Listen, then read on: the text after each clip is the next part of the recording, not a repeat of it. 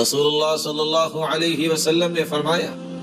من لازم الاستغفار، جو استغفار کو لازم پکڑتا ہے، اور دوسری روایت کے لفظ من اکثر الاستغفار، جو کثرت سے استغفار کرتا ہے، جعل اللہ له من كل هم فرجا، اس کی بخشش تو ہوگی قیامت کے دن، اللہ انعامات سے تو نوازیں گے، لیکن دنیا میں بھی اللہ رب العزت اس کے غم کو خوشی میں تبدیل فرما دیتے ہیں، ومن كل ضيق مخرجا، اور اس کی تنگی کو آسانی بنا دیتے ہیں، ورزقه من حيث لا يحتسب، اور اللہ رب العزت وہاں سے اس کو رزق عطا کرتے ہیں دنیا میں جہاں سے اس کا گمان بھی نہیں ہوتا۔ اور قرآن مجید میں اللہ رب العزت اس لیے فرماتے ہیں نوح علیہ السلام کی حکایت کرتے ہیں فَقُلْتُ اسْتَغْفِرُوا رَبَّكُمْ إِنَّهُ كَانَ غَفَّارًا يُرْسِلِ السَّمَاءَ عَلَيْكُمْ مِدْرَارًا وَيُمْدِدْكُمْ بِأَمْوَالٍ وَبَنِينَ وَيَجْعَلْ لَكُمْ جَنَّاتٍ وَيَجْعَلْ لَكُمْ أَنْهَارًا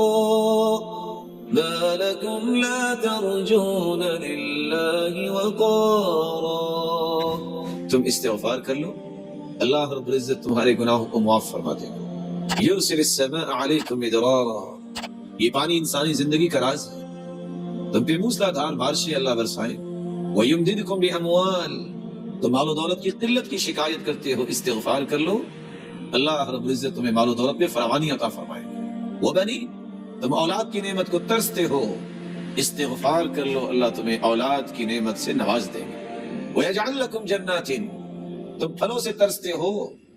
اللہ تمہیں باغات کا مالک بنا دے، وَيَجْعَلْ لَكُمْ أَنْهَارًا، تم پانی کی بوند بوند سے ترستے ہو، اللہ رب العزت تو تمہارے لیے نہریں جاری کر دے گے، نہروں کا بندوبست فرما دے گے،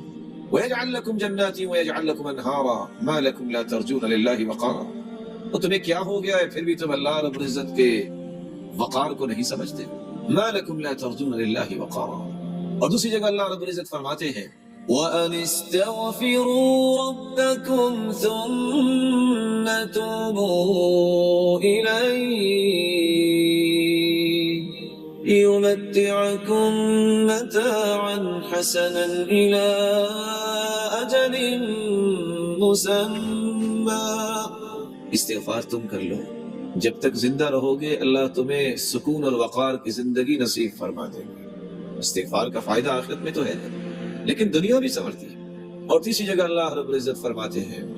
وَيَا قَوْمِ اسْتَغْفِرُوا رَبَّكُمْ ثُمَّ تُوبُوا إِلَيْهِ يُرْسِلِ السَّمَاءَ عَلَيْكُمْ مِدْرَارًا وَيَزِدْكُمْ قُوَّةً إِلَى قُوَّتِكُمْ وَلَا تَتَوَلَّوْا مُجْرِمِينَ۔ اے میری قوم، اللہ رب العزت ہود علیہ السلام کی قوم کے متعلق حکایت کر رہے ہیں کہ اللہ کے پیارے پیغمبر نے کہا ہے میری قوم